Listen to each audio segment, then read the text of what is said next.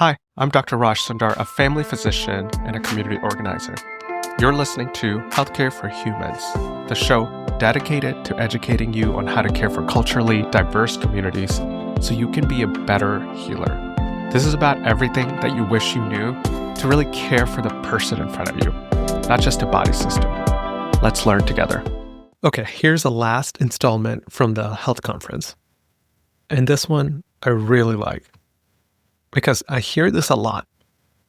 When some of my patients retire, they stop leaving the house. Not all at once. First, the morning walks disappeared. Then the phone calls to old colleagues. They would talk about their days. They sit in the same chair for hours, staring at news. And I mean news, especially these days. They weren't really watching. When I asked how they were doing, they would say fine. Always fine. For some of my patients, they grew up in a culture where men don't talk about their feelings, where asking for help means you've failed, like really failed at something, and where therapy is for people with quote unquote real problems, not someone who just feels empty.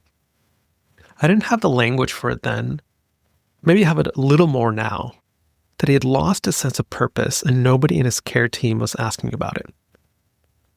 I met Neelam, founder of Total Life, a company focused on mental health care for older adults, at the health conference. She started it after watching her mother spiral into depression following a major surgery. 3 hospital admissions before anyone mentioned mental health support. When she finally asked the nurses why mental health wasn't part of the discharge plan, the answer seemed simple: resources. It's just not part of how we do things. And that answer should haunt all of us, because not part of how we do things falls hardest on communities already navigating barriers: language, culture, immigration status, distrust of systems that have failed them before. And you may know this if you're providing care or you're part of the healthcare system. 2/3 of behavioral health professionals don't accept Medicare. And if you're an elder who needs a therapist who speaks your language, understands your faith, the wait isn't just 6 months. It's often forever. So in this conversation, I talk about how to rethink how we care for aging parents, especially those from communities whose mental health carries stigma, where therapy feels foreign, and where the very concept of sitting with a stranger and discussing feelings contradicts everything you were raised to believe. And that might be true for me too. You'll also meet Lily, their AI care agent, and this is the intersection of technology here, who calls between sessions, helps patients stick to their care plan, and trains the muscle memory of new habits. I'm not sure how I feel about AI right now. I know it has tremendous potential. I know it's making real change in our lives right now. And I'm uncertain about what it will look like in the future. But technology like this does exist. And imagine if Lily, this AI care agent, can extend the reach of a Spanish-speaking therapist. If she can check in daily with an isolated elder, if she can bridge the gaps between sessions for someone who would otherwise fall through the cracks. That's really technology raising the floor, something we've talked about before. Neelam, Also ends with one specific question. So this year, when you sit with your parents, ask how they're really doing. Because they won't want to burden you. They'll say they're fine. And sometimes fine is one of the loneliest words in the language. Here's Neelam, talking about what Total Life is doing. it's so great to see you here. Thank you. I saw you on stage and I immediately thought I have to have her on the podcast. It was so good to be included on day one of the health agenda to talk about aging, loneliness, AI, and what's going to happen for mom and dad in this world. Because I remember my first health, nobody was speaking about silver tech or the last third of life, which is really ironic because most of healthcare dollars are spent in the last third of life. Yeah, so true. I want to hear your story of when did you realize this is what I'm going to dedicate my life to? I like solving white space problems where, nobody's really thinking or acting. And I feel age tech and senior care is something that has so much opportunity to do better. We can order anything to our door right now with Uber. But when you think about the care that mom and dad need as they age, the services, the technologies, they're really nascent still. A lot of them look like they were designed in 1999. And if we want to be with healthy parents who age well and age independently, then we need to improve the services and technologies that are going to them. I like the aging space for that reason. But what prompted Total Life is a personal experience. I was at home during COVID, as most of us in New York left. And mom actually ended up having a scare, and they ended up needing to do a major surgery to diagnose everything, which really changed the quality of her life. She became extremely withdrawn and depressed. And after the third readmission, I, started talking to all the nurses and figuring out, you guys got to do more for her. She's not doing well. And that's when we talked about psych intervention. And I remember thinking, why didn't you guys do this in the first place? Why wasn't that part of the care plan? At discharge, we would have been much better off as an entire family, right? And that's when I started going back, and the nurse even said to me, the reason is resources, and it's just not part of care plans usually at discharge. And when I looked back at the research that night, as any inquisitive mind does, I went home and Googled it. And I was like, wait, this is crazy, right? We're mental health, it was being spoken about so much during COVID, but not for seniors. And to me, I was with my parents who are aging and dealing with so many different roadblocks and challenges, physical changes in their families. And I was like, well, who's there for them? And do they even know that they have support? And I started looking at, is there an opportunity to do better? And that's why Total Life was born. Yeah, amazing. Did you feel intimidated going into this space? Because I hear so much about Medicare and its poor coverage for mental health providers, which is part of the bottleneck. I'm a primary care physician it's hard to find therapists. And I don't know when you realized that and you were like, I'm going to figure out a way.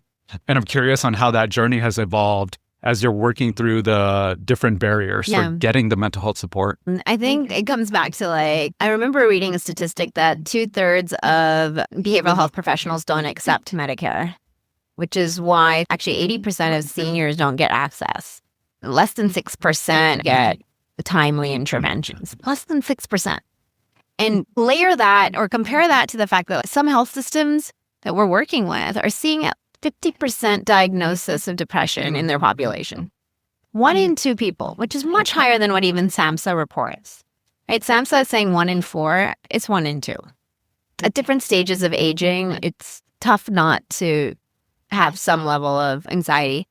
So the reality is it's not an easy market. Mental health practitioners don't want to take Medicare because it's complicated. If you're a small provider group, there's a lot of administration to bill and work with Medicare, and sometimes lack of clarity. And it's not easy, but that's where I think there's an opportunity, right? Now that we're larger, we go to DC, we get to hear from the horse's mouth what's really going on. If you improve mental health, you improve health. It's not the other way around. Our mind, our feelings, our actions, these all have a significant impact on how we age. I think of how we've maybe falsely separated out mind and body. It's so integrated, right? You hear about those stories, or if one elder dies, the spouse passes away soon after. That's the mental health side. It wasn't something that they had physical decline, right? They weren't happy anymore. So the joy and the purpose and that resilience starts with your mind. It starts with your thoughts, feelings. Yeah. Mental health, there's anxiety, depression, but a core part of that is social isolation. I would love to hear the model of care for Total Life, of what you provide and how we go about addressing social isolation. So today, our ideal model of care is when an elder is in a primary care office and they're doing their annual wellness visit. Every doctor, according to Medicare now, should be doing a PHQ-9 or mental health assessment.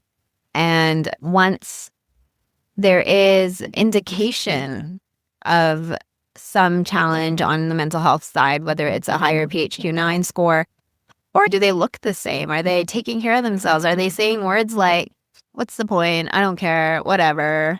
These are telltale signs that the person's not happy, right? And they're struggling. And so if a doctor notices that, I think it's incumbent on the doctor to talk about therapy. I don't think it's happening enough.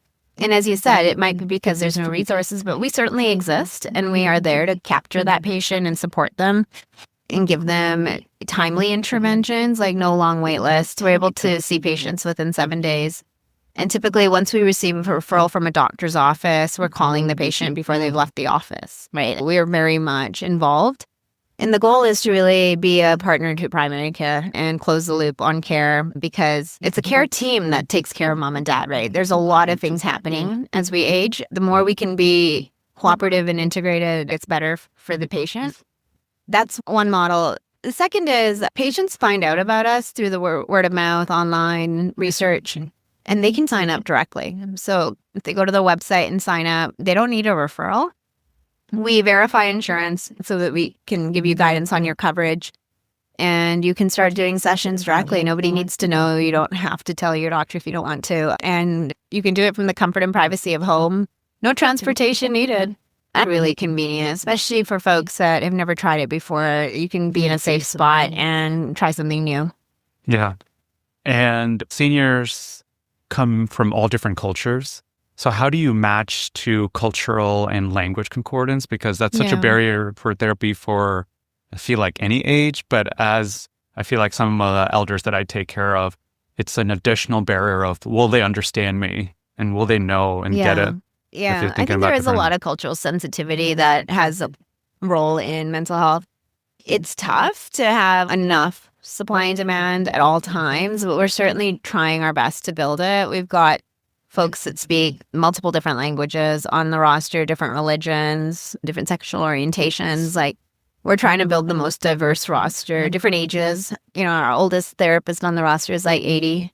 Oh. So we have a whole range. Good. He came out of retirement. He's enjoying it so much. I think there's something cathartic about working with your age group too. You did? And I personally don't believe in retirement. I think if you love what you do, it keeps your mind active, and it's okay to make your life easier. But to say I'm not going to work, I think is not good for your mind. Your mind needs to stay engaged. And so I think everybody should have a plan before they retire. Retiring and just sitting at home is not a plan. I know what you're going to do. You're not going to retire. I can already tell. Yeah, I'll be working until the end. I'll change what I do. I think the curiosity of exploring a brand new industry and figuring out how to improve it is thrilling. And we're doing that now in healthcare. You're talking like a founder.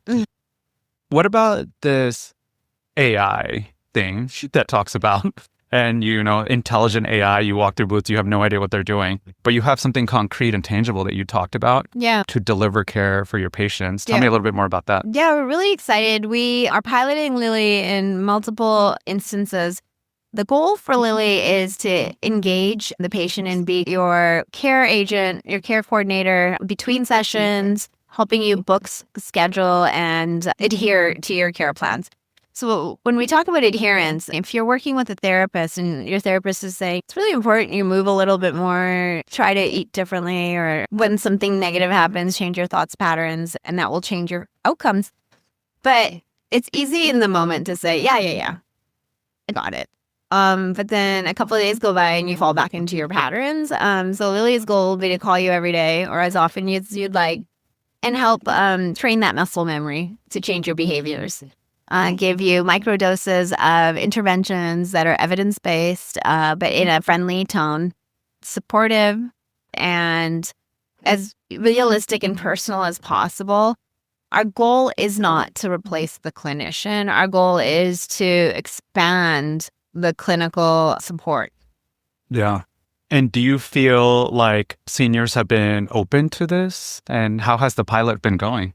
Extremely well. Even when we started 3 years ago, we would text people, hey, it's Lily, your appointment's scheduled for 5 p.m. on Friday. You're like, thanks, Lily. It's very clearly not AI, but I think people want to believe, or it's nice to just put a name to. So I knew from 4 years ago that the AI will work. And so about 8 months ago, we started calling people to remind them of their appointments, and we were using AI. And folks were talking to, yep, I'm ready for my appointment. I'll just be there right away. Just give me 10 minutes. And I'm like, okay. And so it's a very simple use case, but people were conversing with it, even though it sounded like a bot. So I was like, interesting. Now Lily sounds pretty with technology improving really fast over the past year. So Lily sounds human and she can call you. She remembers what you said yesterday. We're going to launch a version of Lily that helps you write memoirs. So memory and engagement. If you tell Lily stories, she'll slowly write them down and eventually we can turn that into a book for you to give to your That's awesome. kids. Yeah. There's so much we can do with Lily. Our goal is to really be productive and use Lily to improve your habits, thoughts, and actions. Yeah. What is in 5 years, if you feel like you've achieved everything you wanted, where do you imagine total life to be? Wow, that's You can a great that's like question. this podcast. I can cut whatever you want. Take your time. I'm doing this because I care. I really want to see the company be a household brand. If you're sitting at a dinner table and you see mom or dad struggling, you're calling Total Life a trusted, reliable partner to support mom and dad's aging journey. When I was going through this, Mom, I didn't know who to call. And like you said, there's all these cultural nuances to what therapist was I going to trust? Like, is there a company that's focused on elder care? We're constantly growing and we listen to feedback, we iterate, but there's a lot of opportunity to do better by the people that gave us life. Yeah. Do you find that some people want in-person care? And how do you navigate that with a virtual only model? I find there's two barriers that I often hear about. One is that sometimes people want in person. And then I don't know if there's a way to do a warm handoff there. And two was the insurance piece of it. I know we touched upon it a little bit, but if people are uninsured or Medicare they don't have supplemental insurance, so the cost is really high. Of how do you make it accessible for everybody? There are folks sometimes that will call in and say rather find somebody in person, but often they call back. It's hard to find somebody in person, especially if you think about our aging population are the ones in rural areas. And even if they're in an urban center, like distance matters, right? You don't want to drive far. You don't want to wait too long. Parking is not easy. And so there's just so many conveniences of online. But the biggest convenience is it's available, right? If you look in person in most metro cities, like if you're looking for a therapist who accepts Medicare, you're looking at long wait times. New York Times did an article saying it was about 9 months, 6 to 9 months in New York. Wow. So it's not easy to find. And so I do believe some therapy is better than no therapy because just the idea of having an impartial, trained person helping you navigate your feelings is so valuable. I also think there is stigma with the older population around therapy, and where we can improve that is at kids talking to their parents. I remember asking my dad, would you consider it, because he was not doing well post-retirement. He lost his sense of purpose and sense of self. And I said, therapy is there to help you reframe what the next 30 years look like. It's like a coach. It's not because you have issues. And when I framed it that way, he was open to it. And so I do think we have a responsibility as kids to have that conversation at home with mom and dad. Insurance, Medicare is pretty good at coverage on mental health. Original Medicare, that is, with most people have a Medigap plan. Yeah. So a lot of our patients don't pay anything out of pocket once their deductibles are met. So that really reduces the barrier to care. Medicare Advantage plans, some are at parity with Medicare, others have copays. Even a $30 or $40 copay can sometimes be a deterrent, which makes us really sad that that's the case because it's short-sighted on the part of a Medicare Advantage plan to have copays. Some plans are now starting to waive them for mental health, and I think that's the right decision, and I hope we continue to see that sort of evolution. Nobody wants to see a therapist if they don't need it, right? There's this idea that overutilization will occur if you remove the copay. I fundamentally disagree with, right? People want to feel better. Right. No. And I honestly think we can have Lily doing the often check-ins and let the therapist just do really the foundational work with the patient. Yeah. From a equity standpoint, have you noticed certain communities being more skeptical of AI-based intervention, specifically for mental health? And is there a way to address that? I just find people still aren't sure what to make of AI. There's some distrust in some places. If you're having Lily, however you design it, try to support their care. How do people trust this thing that they haven't heard about before? Yeah. I think a year ago, there was a lot of distrust. It's interesting how quickly everybody's adoption curve has moved, right? Even if you look at health today, every company has an AI something. And so I do think this is inevitable. I think we waited until the technology became really good to really think about how Lily will work and interact with patients. We always knew there's a use case. I don't think Lily, never say never, but I don't think Lily will do therapy ever. I don't believe in replacing the human. I believe in like adding more resources to that clinical interaction. And Lily will always be that resource to support the clinical interaction. I think there's very much, we're human. We need to speak to other humans. I think there's very much a need for it. But what it does do is expand access, right? So if otherwise would have done 12 sessions or 6 sessions with therapists, maybe you do 3 and they're spread out longer and Lily's in the middle and the therapist is able to see some of that note-taking and progress. And if the progress is halting, the therapist gets back involved. So I think escalating to a therapist is important, which is why I'm happy for the last 3 years we built this clinical rostering capability, because now adding AI is easy on top. I am a bit wary of companies that are AI only. I don't think that's a good solution. Yeah, I agree. Any final thoughts about what you're building and what you want people to know? Look, I want people to know that mom and dad sometimes need help too. And if you see mom or dad struggling and you're not able to be there for them, and even if you are, like, sometimes they're not sharing everything with you, right? They don't want to stress their kids out, right? And they don't want to burden their kids. Yeah, exactly. Yeah. And so I think like just taking that minute later this month during Thanksgiving and asking them how they're doing, reading between the lines, and letting them know that like you can sign them up and talk to them about Total Life, talk to them about therapy. Just mental health matters. It really does. If you want to have your parents around for a long time like I do, you got to make sure they're joyful, they're living with purpose, they're active, engaged in community, and they're like happy. Amazing. It's so great to have you again for joining us. Thank you. As always, thank you for listening to Healthcare for Humans. If you've found any value in this podcast, I have 2 quick requests. 1, please leave a review in the podcast app that you're listening to my voice in right now. It really helps others discover the show. 2, share this episode with anyone who you think might benefit from it.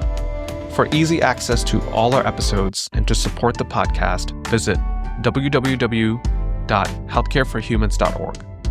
There you'll find our content clearly organized by topics, countries, themes, to help you choose what to listen to next. Until next time, this is Dr. Raj Sundar, reminding you that culturally responsive care leads to better patient outcomes. See you again soon.